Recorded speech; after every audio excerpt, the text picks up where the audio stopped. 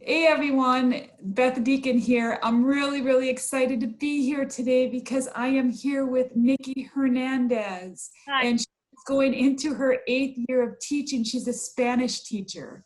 So we're going to talk a little bit about her teaching, and we're also going to talk about her business that she started up called Turning the Tide Teachables. So I'm really excited to have her here today. We got a lot to learn today, so let's get started. Thank So you. Nikki, could you tell us a little more about your teaching setting? Yes, absolutely. So currently I'm teaching in a public school in a very rural area, and my students, I usually have somewhere between like 100 and 125 kids.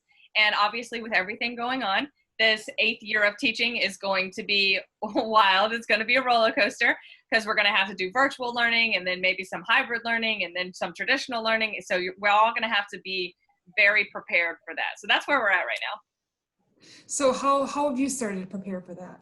So basically what I'm doing is I'm just setting goals, and I'm not going to pressure myself too much at this point in time to try to, create the perfect lesson plans and, create these amazing things where the students, can have access to like the coolest videos and all that kind of stuff. I'm just trying to keep things very simple at the moment.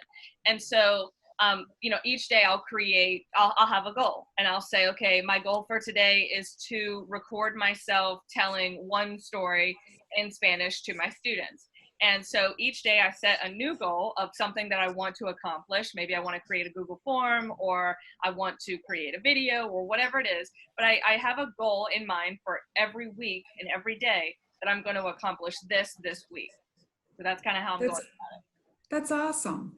Do you have any advice for kids in this environment, how they should adapt to it? What are some little ideas that you could give them to make this a little easier for them? That's such a great question. So for the students, I would say, for the high school students that I teach, I would say be flexible, number one. Be understanding and patient with all of your teachers, because this is new for us and we're going to show you that same respect, right? Because we understand that this is a mutual relationship here where we're all trying to figure it out. And then the next thing is I would definitely say communicate with your teachers as much as you can and as much as you need to, about assignments and quizzes to make sure that you're on pace. And then the next thing I would suggest is to have a routine, a daily routine. So from 8 to 10, you're working on your assignments for, your classes, and then you give yourself a little break and you go out and run around and go to the park, walk, play with your dog, whatever it is. But have a solid routine in place so that you're not going to get lost in the fray of all of these things happening at the same time, because all of your assignments are going to be there, and it can get, especially in the online environment, things can get overwhelming very fast, right? So have a set time and a schedule planned each day for what you're going to do, that those goals, right? Have goals, make goals for yourself that I'm going to do this today and I'm going to do this today, and then stay organized with that. But then also I would say the next thing is to minimize distractions, right? So if you're going to work in your room from 8 a.m. to 10 a.m., then, put that phone away. Don't log into any of your social media accounts. Put your phone in a separate room. Communicate with your siblings and your parents that this is your quiet time, so that people aren't coming in and out of your room and those kinds of things. Put like a little sign on your door, do not disturb, whatever you need to do to make that happen. So those are some of the suggestions, practical suggestions I would give to kids. How about a suggestion for parents, because they've got to be feeling some anxiety right now also? I have no doubt. And to be a parent right now, it's already the hardest job in the world.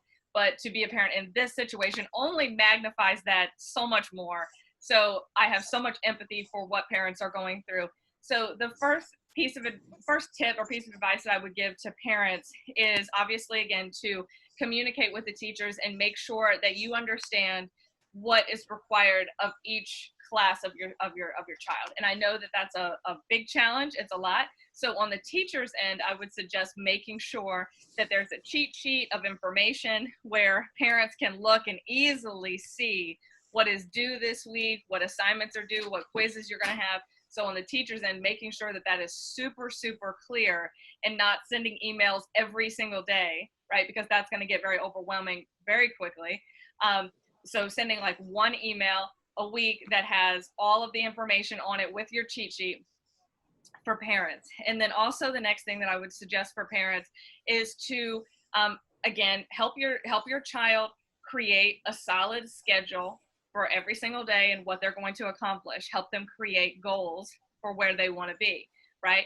And then the next thing is, I would say, is to, if let's just say you're working, right, and you've got 2 or 3 kids and you're working at the same time, how do you really manage all of that? Well, the first thing that I would suggest, again, this is just my style, but keep it simple. So if you are not able to manage all the things that your children are doing, don't beat yourself up over that, first of all. But the main thing is to make sure that your kids are reading.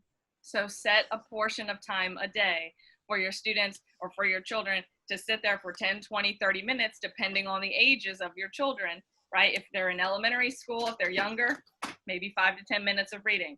If they're in middle school, maybe 15, 20 minutes, something along those lines.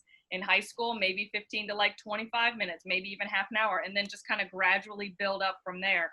That way you can have that window of time that's just for you, right? Where you can kind of get some things done as a parent, but you're also being, your children are also being very productive. So if nothing else, if all else fails, just make sure your children are reading for an appropriate amount of time for their age. That's awesome. And I think being on a schedule is really important too. Parents have asked me, and the first thing I say is, have your child get up like they're going to school, get showered, get ready for the day, and treat it like a regular school day. Yeah. So I really appreciate what you had to say there. I think that's really valuable information. So now let's talk a little bit about your business. What can you tell us about that? So my business is called, like you said, Turning the Tide Teachable. And the idea behind the name was that, if you're in a situation where you're teaching and you're having a hard time with it, you're having some challenges, we want to turn the tide, right? We want to give it, we basically want to turn things around so that you're not in that space anymore, and that you can be self-sufficient and productive, self-reliant, and, and successful, right? So you can thrive. So that business basically focuses on 3 major things. One is my course, which is called Thriving as a Teacher, which is basically a course designed, or a program designed for teachers to help get into the right mental headspace to go into the next school year. And it also offers very specific instructions in terms of like, how do you build a low prep lesson? How do you do low prep grading and all those kinds of things so that you can maximize the amount of time that you have. Also, we go in depth in terms of like how teachers can write their own script and control the narrative of their class. So for example, I'm sure every teacher has experienced this, myself included, but a lot of times, a student will go home, the parents will say, hey, what did you do in Miss Hernandez's class, or Miss So-and-so's class, or Mr. So-and-so's class? And the child will say, nothing. What did you learn? Nothing. What did you do? Nothing, right? And so you're teaching, you're giving it your all, you're putting your heart and soul into this, and then somebody goes and says that they didn't do anything in your class, and that can be incredibly frustrating, because that does ultimately impact your credibility and your reputation as a teacher, right? And so how do you control that narrative? How do you really make sure that the truth gets out there about what you're doing? And so that's part of the course, and we go through lessons, building respect and trust with Generation Z, because Generation Z has a lot of different qualities than millennials and Gen Xers have. There's obviously some similarities and some things that you can compare, but there's also lots of qualities that are just unique to them, right? And so how do you build trust with this generation? How do you provide flexibility, but also at the same time giving them boundaries, which is something that they need? So that's the program, the first program that I have. The next thing is that some teachers don't need the whole program. Some teachers just want like one-on-one coaching, and they just kind of need like a session every once in a while as things come up. So what they'll do is they'll contact me, and then we'll have like an hour or 2 hours coaching session where we go over some things and all that kind of stuff. So that's the second thing, is just the one-on-one coaching. And then the next thing is webinars and trainings and things like that. So I do a lot of live trainings now, and working with, big groups of teachers, everything from like 50 teachers to 600 teachers, working in Zoom, doing these webinars and giving them practical tips that I use in my classroom, in a framework that, they could apply to their classroom. And I tell the teachers that come to my live trainings, I say, hey, your classroom, what you do doesn't have to be an exact copy of what I do. I'm just giving you a framework so that you can see how I do it in my class, so that you can take, whatever you want and then apply it to your specific unique situation. So those three things is basically what Turning the Tide Teachables is all about. So as a math teacher, can you give me some advice on how you could help me? Yeah, absolutely. I mean, it would depend on the situation that you have. So for example, I've worked with a client who she needed something specific like for ACT prep, right? She was working, you know, she has her regular classes, but she was sort of put into a situation where she had to teach a class and had no curriculum, no guidelines, no really anything in terms of, you know, how do you teach ACT prep? You know, what do? Do you just buy a book, go to Barnes and Nobles and buy a book and have kids practice the test? I mean, what do you do? So we really discussed at length what to do there. And then with another one of my clients, there was sort of for her, it was just a small tad language barrier. She is so great at teaching. She's got a ton of years of experience, but she works in a school that's like really highly regulated. And so basically, you know, what I mean by highly regulated is that, you know, she's having to turn in like daily lesson plans, right? The whole staff is, and these lesson plans are in depth, and you've got to fill in this and check all the boxes and write this information and tie it to the SOLs and all this stuff. It's a lot. It's a lot. And for someone whose non-native language, or somebody whose native language is not English, to have to do all of that and sort of build everything from scratch. So we're working together on that and making sure that she's in a good place and giving her the resources that she needs to be able to become self-sufficient. So there's that. And then I'm working with, I just finished working up with another teacher, you know, who does such a great job in her classroom, but one of the issues that she was having is simplifying things for the students, for it to be understandable and comprehensible and manageable for the students. So we work together on those kinds of things, plus, you know, a variety of other scenarios, right? And so really for you as a math teacher, I've helped math teachers before live. I've gone into their classrooms and I've seen how they taught, you know, how they teach their students, and kind of made some practical suggestions here and there for them. So it would really depend on the challenge that you're having. Okay. Now you talk about ACT tests. You know, I've got teenagers right now myself that are getting ready to test. And what would you suggest to help them prepare for that test? I mean, is there something that they should be reading? Is there something extra they should be doing that might help them overall with the whole test? Absolutely. So as a teacher, there's, you know, a few things I would say there, and I, you know, would work with you one-on-one with that and show you, okay, this is how you can construct a lesson that is going to help build sensitivity to language. It's going to help build vocabulary in a very organic way, and it's going to help the students build a sensitivity to syntax and phrases that they might not be used to and things like that in their reading. So I can do that with you. But as far as the students go, I would suggest that the students definitely watch The Simpsons. Okay, people probably wouldn't suggest that, but The Simpsons is so full of like historical references, political references, scientific references, all kinds of things. And every time I watch that show, I'm just amazed at how deep it truly is, right? It's not just, you know, cartoon figures bumping into walls and things like that. I mean, The Simpsons is really, really, really deep. And so I would definitely start there, watching The Simpsons. And then, you know, if you were a parent, you know, talking about some of these historical references that they're making would be great for the children, because then that helps them to have a perspective on history, right? So that way they can relate that information to the modern era. And then the next thing after watching The Simpsons and talking about it and all that kind of stuff, I would most definitely suggest reading comic books and graphic novels. As a you know, a fairly new teacher, I would, you know, I'm not super new, but I'm still under that 10-year mark.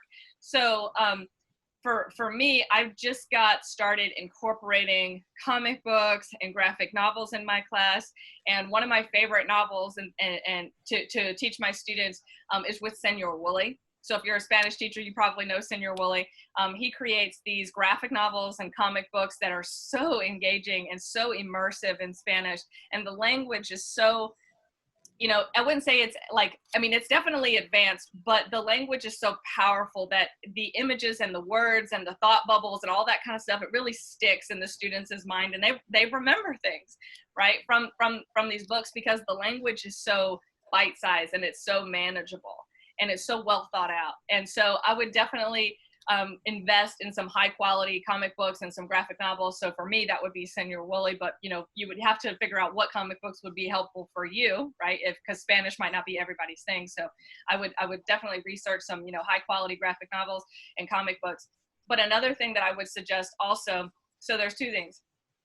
So if you're working with a higher age student, you know, someone who's like 15, 16, 17, 18 years old or older, okay, if you're working with a student of that age and they struggle with reading, the great thing is that nowadays there are these readers that are simple, that they provide the same information but in simplified language, right? So let's say you have a person that wants to learn how to fix a car or fix an engine, right? That technical language in the traditional manual is going to be so hard to comprehend for someone who struggles with reading.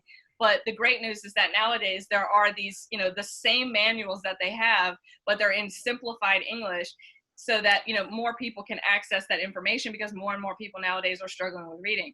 So those types of readers are great for students who struggle with reading, just kind of a simplified way to access the same information. And then of course there's YouTube and things like that where you can actually just watch and all that. So that helps to build students' knowledge, and knowledge is going to transfer on the ACT when you're taking that test. The more knowledge you have, the more you're going to be able to relate that information and process what you're reading and answer those questions and things like that. So there's that. And then the next thing with regards to reading, if you're a student that has, you know, a fairly strong background in phonics and in reading, I would actually suggest going the other route. So the comic books and the graphic novels, that's pretty consistent for regardless of whatever your reading level is. But if you're a student that has a high reading level, I would actually suggest not reading those simple novels. I would suggest going back to like the 1960s, 1970s, 1980s, even 1990s, mostly 70s and 80s. But if you go back to those books, those novels, whether it's fiction or nonfiction, and you go back and you read books that were from the 1970s and 1980s, the lexile level and the sentence structures are, even children's books, are so much more complex and dynamic and rich in terms of the vocabulary. Like if you compare a children's book today with a children's book from 30 years ago, it's night and day in terms of the difficulty level, right? And so exposing yourself to those types of books and vocabulary is really going to help take your reading to a whole nother level, because the books that are written now, many of them are maybe not intentionally, but they're very, very simple, and it's not going to necessarily take you to the next level in terms of your writing ability and your reading ability. So again, it's very individual. It depends on the context, but those are some suggestions I would make, sort of depending on your level and age and all that. Those are really good points. I love the idea of cartoons. You know, it brings me back to teaching in the prison and doing the GED. There's a lot of those cartoon references, like when we were doing practice tests for GED and that, there's a lot of that on that test. So anybody taking the GED also, that's really, really good information to have. So thank you. Absolutely. So before we go, do you have any advice out there that you would like to give teachers? One last thing. And then after that, if you could just tell teachers how they can get in touch with you.